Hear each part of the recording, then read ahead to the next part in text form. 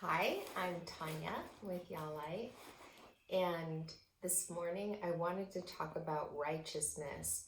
I always struggled with righteousness. I didn't really know what that meant, but years and years of looking at righteousness from different angles, this is a quick little take on what it means to be righteous to me. When I was going through my divorce, I realized I was very self-righteous. I was always talking about how I was right and this other person was wrong. And what I've realized about righteousness is what it says in the Bible is it is our spirit. What does it say? It is our spirit that becomes God's righteousness. So as I have been able to surrender my body and soul, which is my flesh, over to God's spirit, his righteousness has grown inside of me. Now, what does that mean? When I was self-righteous, I was acting superior. I was better than the other person. I knew what was right. I'm right, you're wrong. That's self-righteousness. It's a superior position. And if you're trying to be superior, that means somebody has to be inferior. And that never feels good. So when you're saying, I am right, you are wrong, and you're taking that superior position, either somebody has to feel inferior or somebody has to feel guilty.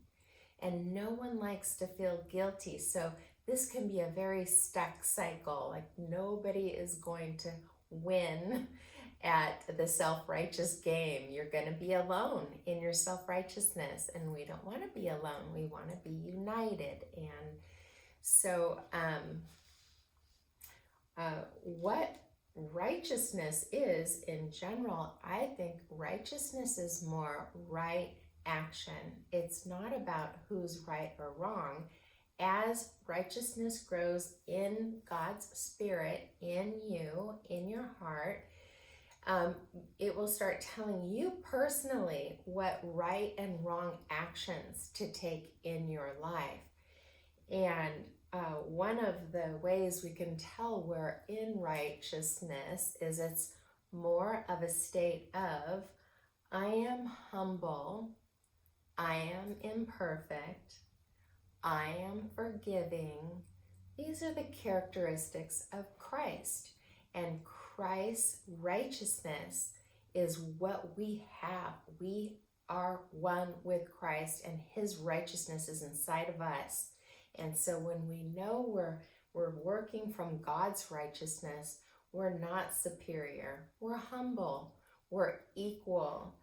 And when we can be in that state, it releases the other person from guilt when we're forgiving them and we say, I had a part in it.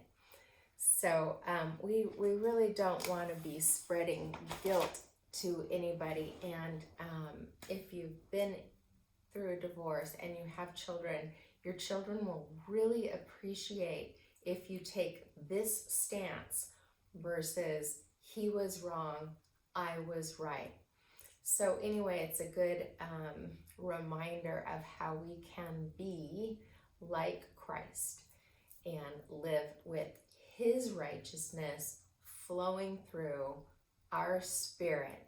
So I hope this was helpful. I'm Tanya. Go in